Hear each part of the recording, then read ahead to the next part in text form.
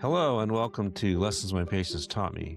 This is your host, Dr. Elliot Davidson, family doctor, and we are talking about lessons that my distinguished guests and I have learned from our patients over our many years in practice. I hope everyone is enjoying 2026 so far. Today, I'm excited to welcome to the podcast Dr. Kevin Dieter. Now, Kevin and I met circa 1984. We haven't really had much contact in that time. In 1984, he was a med student at what was then called Neo-UCOM, Northeastern Ohio University's College of Medicine, now the Northeastern Ohio Medical University, and I was in residency at Akron General. Neither one of us can remember exactly how we met, but Kevin graduated from Walsh College before medical school, and he received his MD from Neo-UCOM in 1985. Let me just mention a few highlights from Dr. Dieter's very distinguished career. Kevin Dieter, MD, is board certified in both family medicine and hospice and palliative medicine. He became a fellow of the Hospice and Palliative Medicine Academy in 2009. He's active nationally in the Academy of Hospice and Palliative Medicine. He's the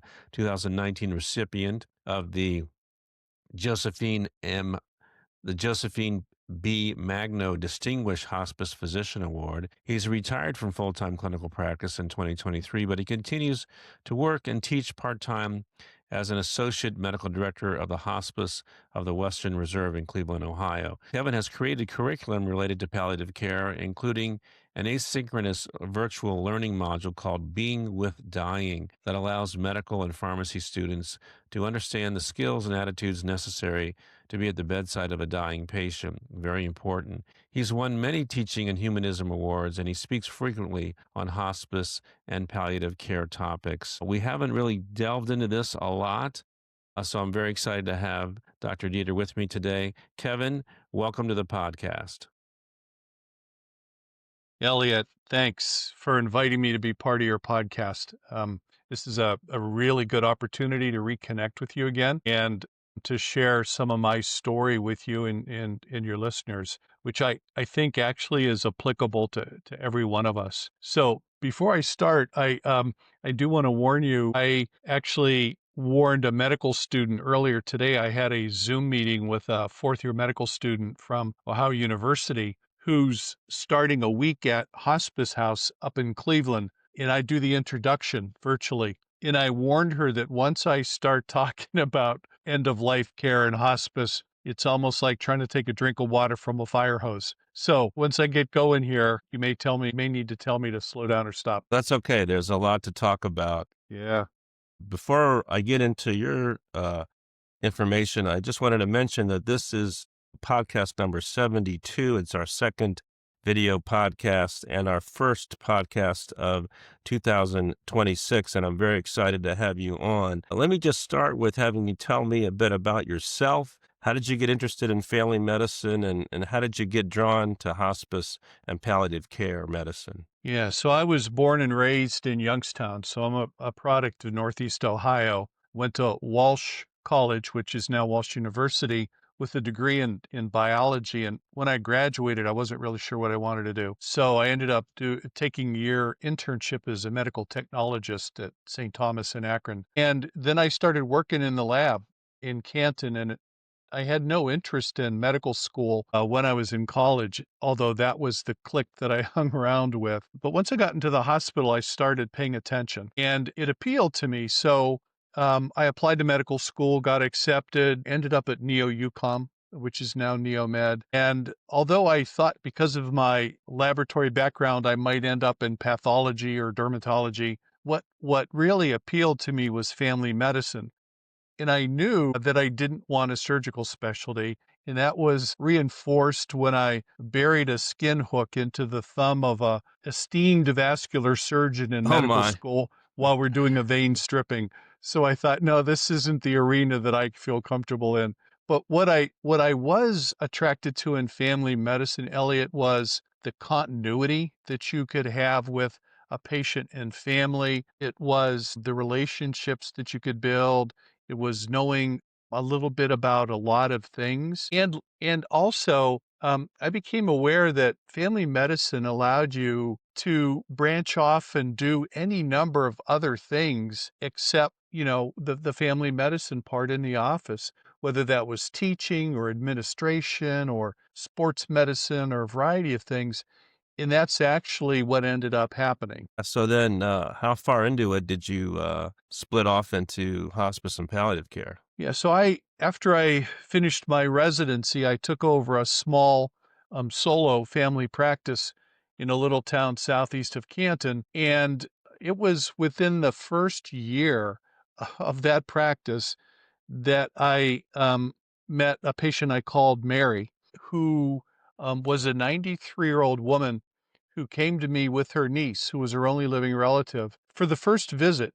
And so I'm a fledgling young family doc out there.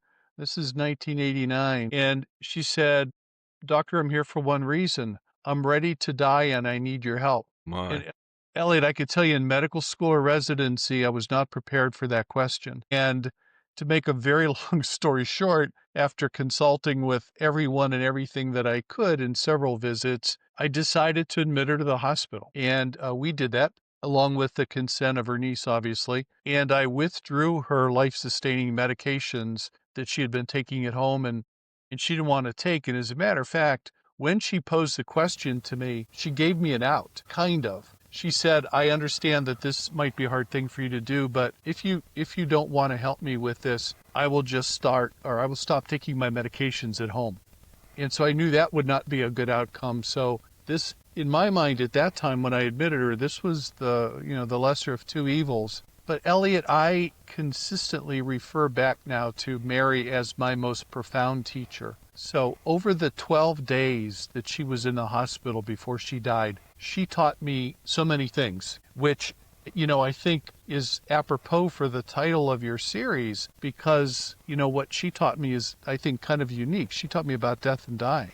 And she taught me about, at a deep level, about grace and dignity and courage when somebody's facing the end of their life. She taught me to learn how to use medications like morphine and Ativan to mitigate physical symptoms. She taught me to show up even when it was uncomfortable. She taught me also to learn how to sit with suffering, that there's suffering that we have to sit with when our patients experience it, and I don't have a drug for it, and I can't fix it. But I didn't run away. I stayed there. And so, after she died, and I have to say, I wasn't there when she died, but the nurses reported that she had a very peaceful, calm, comfortable death. And after she died, at first I thought, well, that was interesting. It's not what I expected in my first year of practice. And then I kind of moved on. But I can tell you I was different somehow, because it kind of put things in perspective a little bit for me, at least the first inch of new perspective. And then within a year or so after that, the hospital decided they wanted to start their own hospice program. They hadn't had one. And they asked me if I'd be the medical director, I think because of that experience that I had. And so, like so many young family docs out there, I said yes to everything. I was making nursing home visits and home visits and the local sports team, team physician, all of that stuff. So I said, sure, why not? I think they paid me $5,000 a year to learn how to be a hospice doc and to do the work that was necessary kind of at that point in time. And that was the door that opened for me that I never saw coming. And I have to tell you that once I went through that threshold, it felt right. There was something about that seemed not some other facet of being a doctor, but something that called me in a way. So I learned everything I could about hospice in the early 1990s. I became certified in the only certification that we had back then. And I taught those that I could in medical school about what I was learning and my colleagues. And then within a few years, palliative care was born out of the hospice movement. And so I began to do palliative care and teach palliative care. And so I was doing a combination at the hospital of that, teaching both of those aspects of care, still being a family doc. I had two partners by then. I was teaching in the residency. So there was a lot going on. But really, at the end of the day, my heart was primarily in hospice and palliative medicine. So in 2008, I decided to leave where I had been all those years, and I went to SUMA in Akron and joined the hospice and palliative care program there. Skip Rodwani and I had become friends at the medical school. They were a cutting-edge program in the country at that point, and I was just very grateful to be there. So I spent several years there, And then again, if I follow this thread of kind of being called, there was a calling to kind of focus my attention not on the big picture of hospice and palliative care, which I had dabbled in all of it, that I was called to be at the bedside, to be right there when people were dying. So I had an opportunity to do that, and I joined Hospice of Western Reserve about 10 and a half years ago.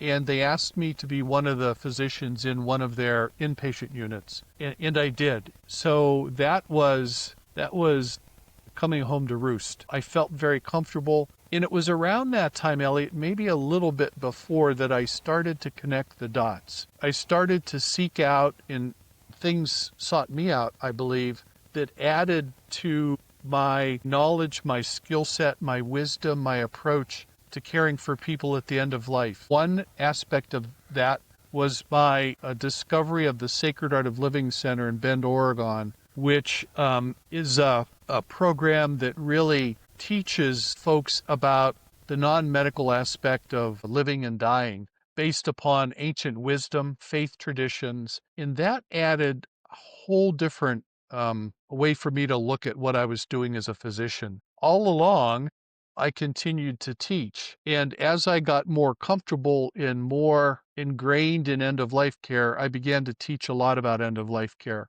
not only at the medical school, but also residents and fellows nationally at our conferences, different podcasts and those kind of things. So that's kind of what got me to where I am now, December of 20, kind of semi-retired, if there's such a thing. I'm still working weekends clinically, but the rest of my time is not fishing, which I would love to do, but it's teaching and reaching out and interacting with other folks about end-of-life care issues. Hopefully you can get some fishing in too Yeah. sometimes. I want to go back a minute to this case that you brought up with Mary, because back then that was a little bit unusual. And I just wonder if you got any pushback from the nurses or from any of the other professionals that were involved in the case, and how you dealt with that.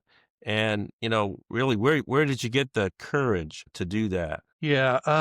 So first of all, if there was pushback, I never heard it. I'm sure there was some whisperings. One of the things that made me feel like I was on the right path was the actual positive response from the staff, particularly the nurses. None of them said, "What are we doing here?"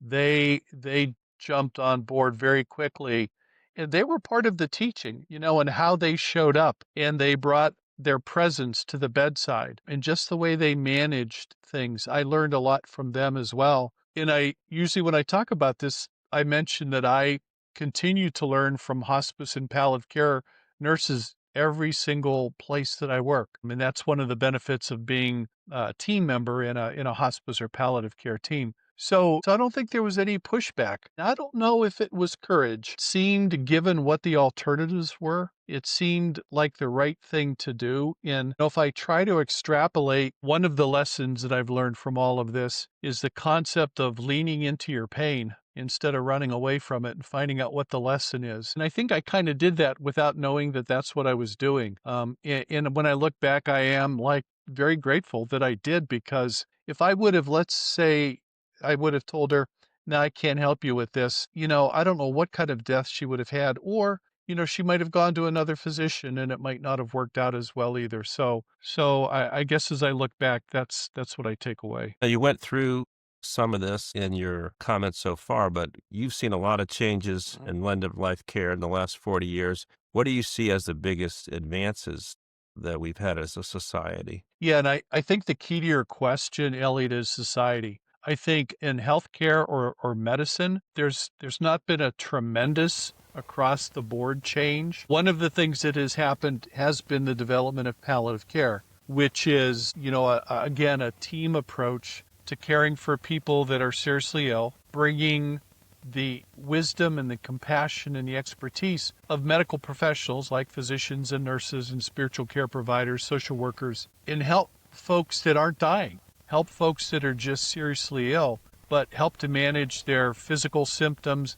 their emotional and existential distress, all the while they are still receiving curative treatment. So we become part of the team of folks that are trying to help that patient and family. So I think that's probably the biggest development in the world of medicine that's happened. I have to say that all of us that are in this specialty are disappointed because although we see the benefit in every single day, it's not been 100% absorbed into the healthcare system for a lot of reasons, but it's there. And so at least it's a start. But I think the biggest progress has been in our society. You know, I used to teach, and I still mention it, that we are the most death-denying culture that's ever existed. There was a book written in 1974 by Ernest Becker. He got a Pulitzer Prize called The Denial of Death. And Ernest went back through history and looked at every culture and was able to prove that our modern culture here, particularly in the West, we have a underlying denial and fear and pushing away of death. We want to keep it at arm's length while we're alive. And he points out the downside of that. That's still here to a certain extent, but it's better. I think it's better because of some of the changes in healthcare. I do know that there's been a change in medical education, whereas I didn't know about death and dying when I was a medical student, and now we teach it. And a lot of medical schools teach about end-of-life care, hospice, palliative care. We teach, residents and fellows, and now there's a fellowship in hospice and palliative medicine so that docs can go out there and do this kind of work that are residency trained and boarded. But underneath all of that is this societal change where I find folks, again, from a grassroots level, are kind of looking back to things like the Ars Moriendi, the Art of Dying, which was the kind of the guidebook in the Middle Ages, or the concept of memento mori, which means remember death. That came from the medieval ages as well. And it wasn't a morbid thing. It was just a concept where every single day, just remind yourself that you're a mortal being, and that someday this is all going to be gone. So take advantage of today. Don't squander it. Try to live the best life that you can every single day. And so folks are running with that. And there have been movements like Reimagine the End of Life that started maybe 10 years ago in San Francisco, combining end-of-life care, the medical aspect with the humanities. There's been a big uptick in the number of folks that are becoming end-of-life doulas in helping folks leave this world just like they've helped folks enter this world. It's, bookends of the same experience. So it's all of those things that I think have changed. Seeing patients die poorly, I'm sure that's one of the reasons why you got into this line of work. I envision that as, separated from friends, separated from family, often in desperation. That is why helping people die well is so important. How do you describe a good death, and how do you help patients and family achieve this? Yeah, so here's my reflection on that. I used to teach all the time about good and bad deaths. And if I was with a group, I would just ask them, give me an example of a good death you experienced or a bad death. And everybody in healthcare has that.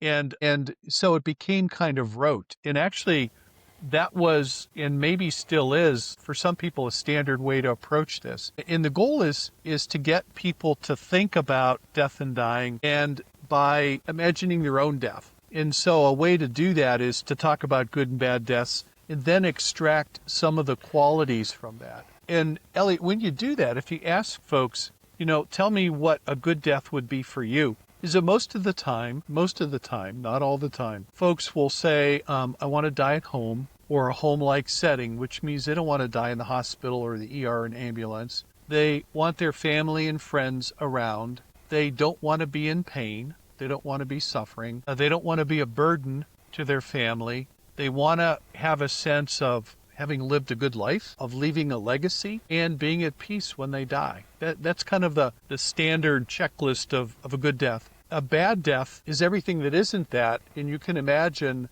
you and I have both seen horrible deaths. The worst death I've ever seen was my young niece, who was 34 and died of respiratory failure in the hospital after being extubated. Now, obviously, it was the worst death for me because this was someone that I loved, which speaks to that whole emotional, spiritual part of suffering. But What I've learned over the years is labeling something a good or a bad death is pejorative, I think, because I've witnessed enough deaths that despite the fact that everybody on the care team knew how things should go to allow that person to have a good death, it doesn't happen.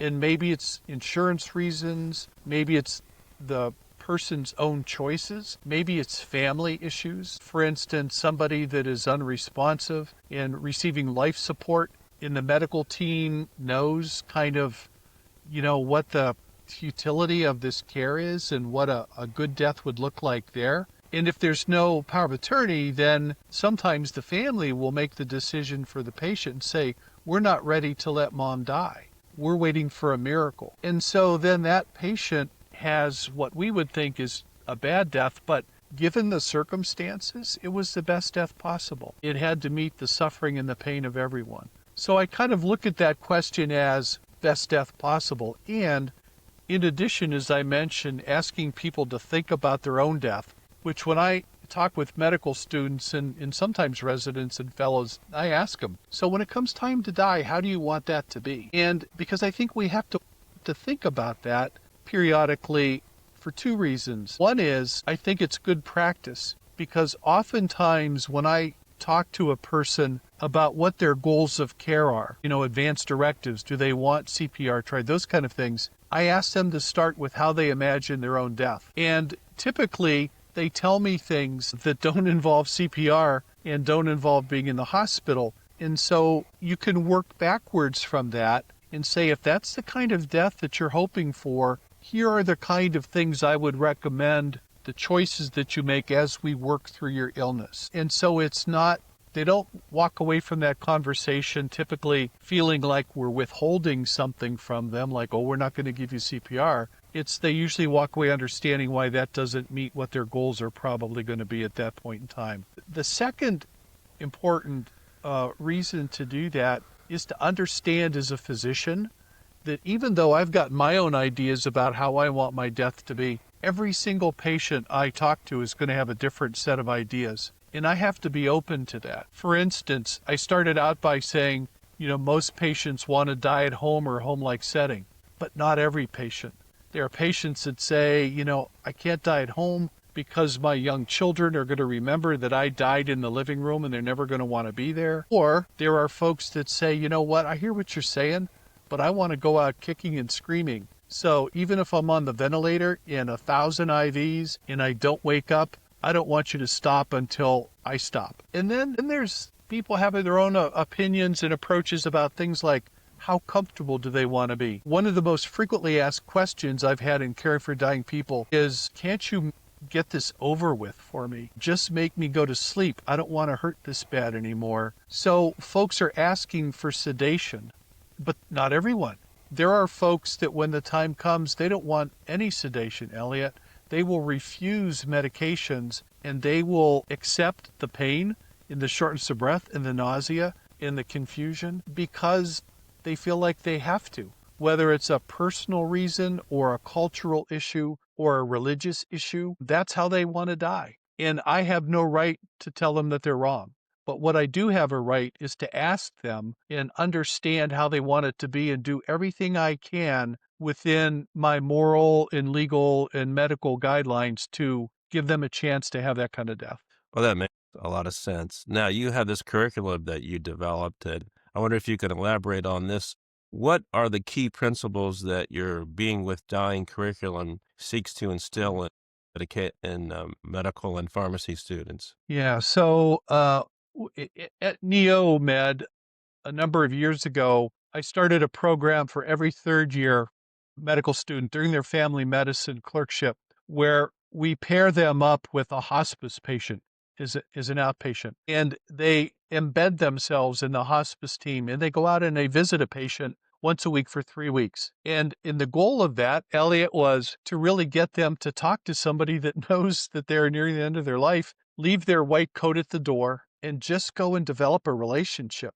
Remember I mentioned that so many people at the end of life want to leave a legacy? Talking to a medical student about everything that I've learned before I die that might help them be a better doctor, that's part of my legacy. So we've been doing that for a number of years, and it's really turned out to be a successful program, I think, from both ends. The medical students oftentimes say it's life-changing or career-changing, and the patients and their families appreciate that as well. A couple years ago, the light bulb went off, and I realized that although that was achieving the goal that we had hoped, that a lot of medical students, if not most, had never been with a person who was actually dying. And those experiences in medical school are usually when they're in the hospital in a clerkship and they're doing CPR and the CPR doesn't work. And so they are there with that person that died that way. Or if they have a patient in the ICU and the decision's made to withdraw the life-sustaining treatment and they see a patient die that way, but usually they're not really involved too much in that. It's let's write some orders and then go see the next patient. So I thought, if the majority of medical students graduate from this school and they don't even know how to be with someone who's dying, I think we're missing an opportunity in doing a disservice. And so I created a course. It's an online course at the medical school that the third-year medical students and the pharmacy students take. And when I talk to students about this, I say, you could be thinking, why do I need to learn this? Because I'm going into dermatology. I'm not going to be there when my patients are dying. But I remind them that every single one of them outside of their career is going to be with someone that they love who is dying. And whether it's family member, friend, church member, somebody that they golf with. And the catch is that being a physician, everybody's going to look to you for advice on what do we do? Mom's dying. What do we do? How do we behave? What should we look for? Why is mom calling out to dad and he died 10 years ago? So they need to understand what really happens and how to show up and be there. So that was the impetus for it. And I would say there are 10 modules that we have them interact with online. I would say that there's 3 pillars that I try to teach around. The first is that the dying are teachers, and in the ways that I've already explained. And so I want them to know that it's a privilege to sit with somebody who's dying, to witness the end of this life and to honor this life. Just because we're a physician doesn't mean we don't have a place there. We do. And secondly, that we are the medicine. I think there's just as much power in the presence of a physician at the bedside of a dying person as there is in the medications that we use in trying to alleviate their symptoms. Just showing up, listening, guiding the family through what's going on. Much of what I've done over the last 10 years at Hospice House is being with families and shepherding them through this process, the majority of which have never been with someone who's dying. All of this stuff that happens, the ups and downs, the bodily changes, the spiritual stuff, they need somebody to explain to them what's going on. And so we can be the medicine in that regard. And then lastly, and I've kind of skirted around this a little bit, Elliot, is I believe, and I talk about this in the modules, that dying is primarily a spiritual event. There's a medical component to it, obviously. The physical body is dying and shutting down, and we need to attend to that and attend to the symptoms. But underneath that, the driving force, I think the most important thing, is that person's spirit or life force or soul or energy, whatever you believe in, is moving on, is doing something. And we have to pay attention to that. And that shows up in so many ways in being with somebody at the end of life, from visioning to choosing the moment of their death to just the things, the serendipity that happens. So I ask them to be mindful that when they walk into the room of a dying person, that they're entering sacred space, that much of what is happening there is not medical. We're not privy to it, and it's a mystery. And so no matter how sophisticated we get in medicine, there's a big part of each person's death that's a mystery, that's known only to that person. Wow. Those are some really valuable insights. It reminds me that the fact that the physician is the medicine, that's not just true in the dying patient, but that's true in many other situations as well, that that therapeutic relationship is part of your way of helping the patient. And it also reminds me that hospice and palliative care is not a separate kind of way of dealing with the patient, but it's really just part of primary care. a very important part of primary care. And, helping people die is an important part of what we do in primary care. I'm really glad there are people like you that specialize in it, but all of us in primary care need to be good at it, need to be better at it because there's so many people that need that help. Yeah.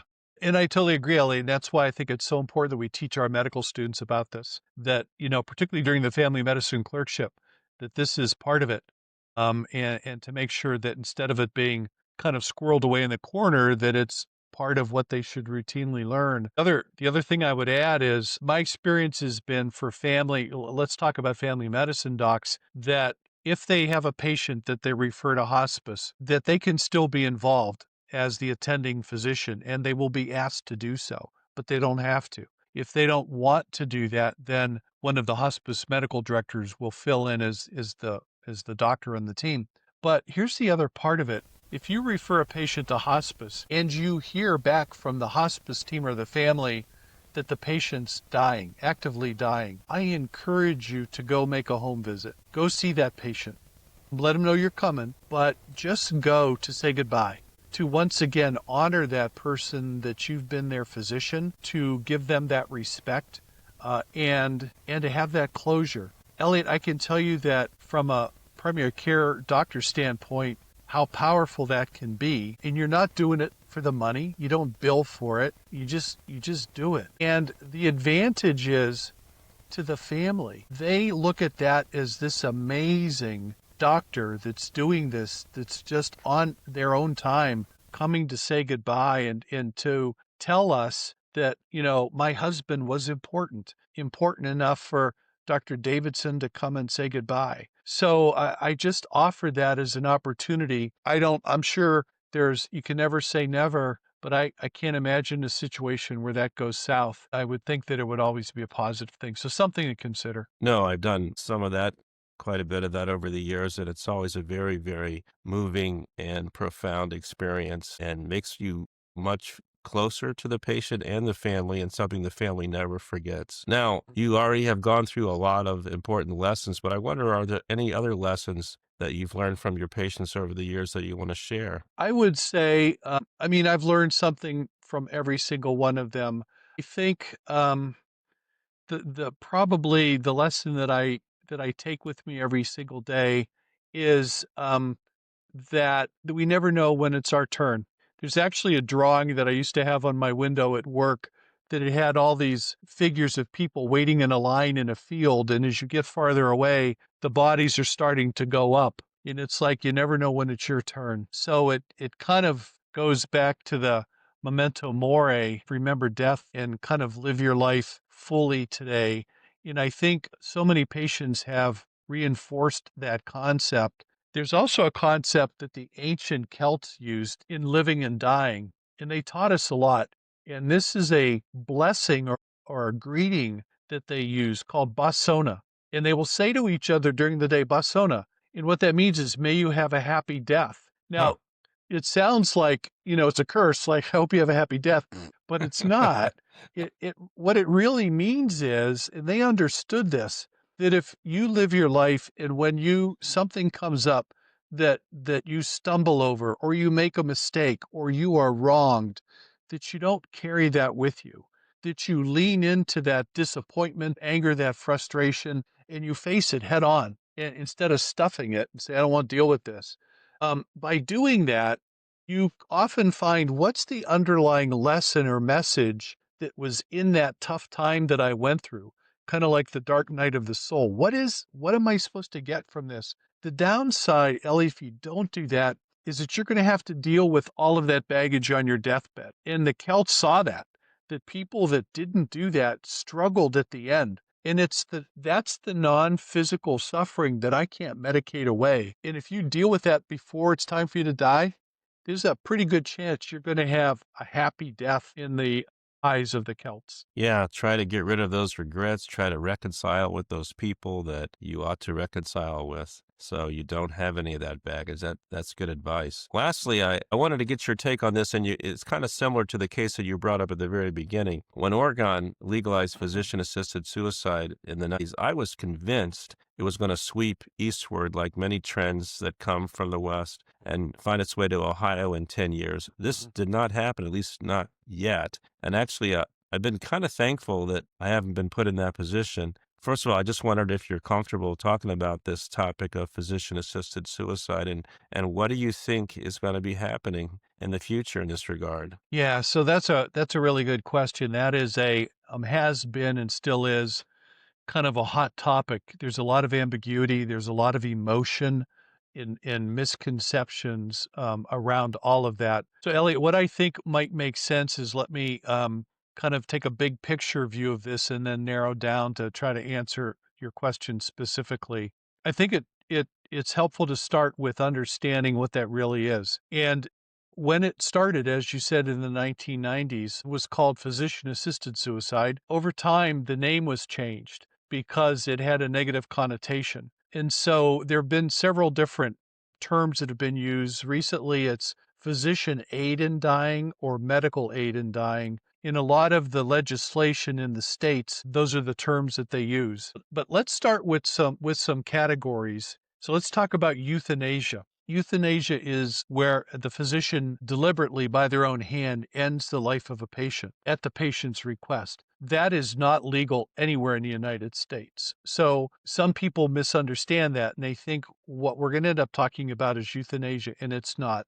I don't think that will ever be a legitimate issue in this country. It's too much of a slippery slope and breaks too many norms and moral codes. So what we are talking about then is the physician aid in dying or medical aid in dying. And the other term that's around now is palliative sedation. And I will end up talking about that a little bit too. But physician aid in dying, medical aid in dying, I think at the latest count, there's 12 states and the District of Columbia that have written legislation into the state government to allow this. I think New York State, the governor is about to sign the legislation for that state too. There are a handful of other states that are looking at it.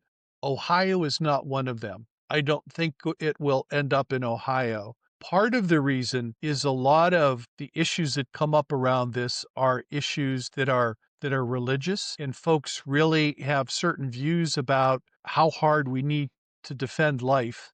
And they look at medical aid in dying, physician aid in dying, is we shouldn't have a hand in the actual death of a person, and for religious reasons or moral and ethical reasons. So I think there's enough of a pushback here that it's going to be hard. Now, I know that people are going to want to argue with me because there's organizations in the state that are trying to educate and go the other way, but that's the current state of play. You know, the interesting thing that we've learned from Oregon is that the majority of the patients that ask for this don't use it. And what it is somebody has to be terminally ill, which means that we would not be surprised that they died in the next 6 months. That's the definition. 2 docs approve that. The patient has to come to the physician in both written and in oral form and request physician aid in dying. We have to rule out depression and all of these other things that could be treatable. We write a prescription or prescriptions, and the patient fills the prescription at the date and time of their choosing,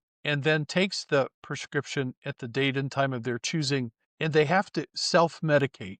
This can't be a situation where, mom's in a coma and I'm a little bit tired of this, so let me get a prescription and give it to her and end her life. So that there's all of these safeguards that it will be as it can be, that the patient, their intention is to end the suffering that they're having by their own hand and to do it with medications that will probably allow them to have a comfortable way to do that. So that's kind of where we are with that. The American Academy of Hospice and Palliative Medicine, who is probably our biggest governing body since 2007, has had the same guidance, which is, they take a neutral position. They don't support it, but they don't say that we shouldn't participate in it. The only thing that they say is each physician has to judge their own conscience and their own understanding of what's going on, make sure that they follow the laws of the state, and then it's up to them. And like, any other things in medicine, Elliot, that bump up against morality or religious beliefs, every physician has the choice to say, I can't do that, but I will refer you to somebody that maybe can help you. So we always can never have to feel like we're forced to be in that position. My personal belief at this point in time is I certainly understand why folks would want that, but I also know in my experience that I don't think it's 99% of the time necessary. And so I would not participate in it if I lived in a state where it was legal to do so. What I do know is that we have excellent tools through the palliative care team, that if we use the medications in the right way, if we attend to everything that the person's suffering from besides their physical symptoms, that I think we can manage to allow them to have the best death possible. And that's what they learned in Oregon. That's why the majority of people never got the prescriptions, because they didn't need it, because they found out that palliative care gave them what they were looking for. There is a term in medical ethics called the principle of double effect. It's a term from Catholicism about self-defense, and it's been incorporated in end-of-life care, and it comes about from the fact that we often give medicines like morphine to people that are dying. And the issue is, are you accelerating that person's death by using morphine? And that ethical principle says if your goal is to alleviate their pain or shortness of breath, and the secondary outcome is that you understand that they may die a little sooner, but that's not your goal, then that ethically is okay. Where the only time that comes into play is if somebody really is in the last hours to days of life, and we give a dose of morphine that might shorten their death by a couple minutes or hours, but they're comfortable. Again, that's not our goal. What I tell every patient and family is that I promise them at the beginning of my care that I will use medications judiciously.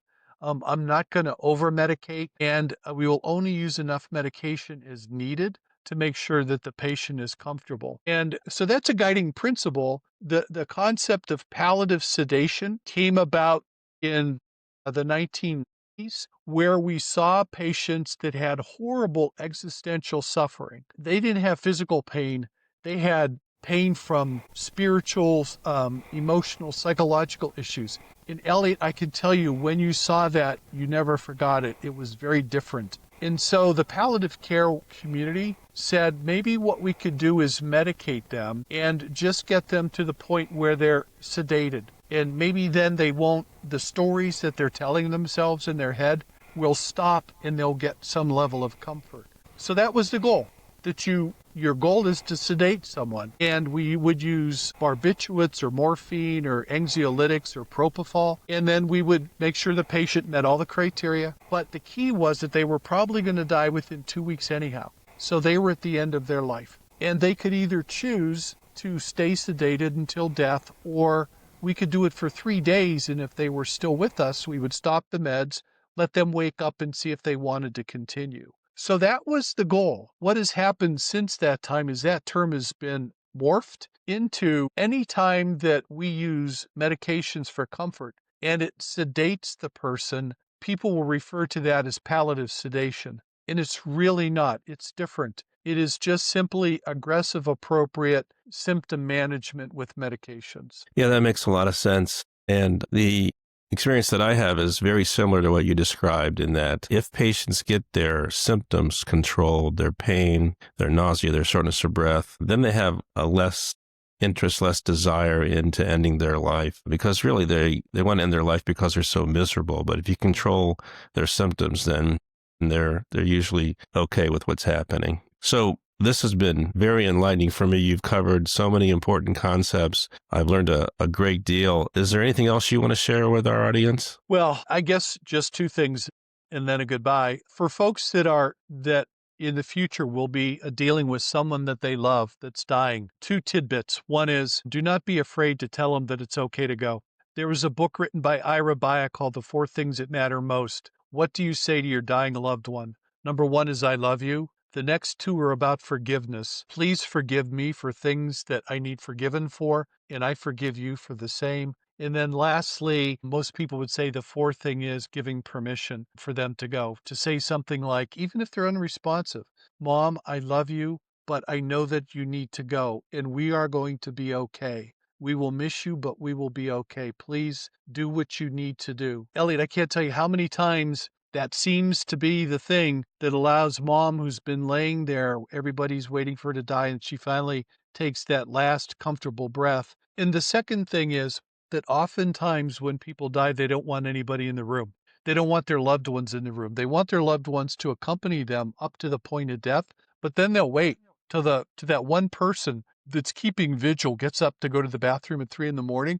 That's when they'll pass away. And so I want folks to know that so that they don't feel bad if they weren't there. The people that are supposed to be there usually will be there at that moment. So give your loved one the space to do that. And then the last thing I just want to say is Basona to your audience. I hope everyone has a happy death and that they live the kind of life that they want to without regret. Well, thank you for that. And thank you for a very enlightening discussion. I want to thank Dr. Kevin Dieter again for being with us today. And I hope everybody out there is having a good January. And thank you for putting up with the technical difficulties that we may be having with our first video podcasts.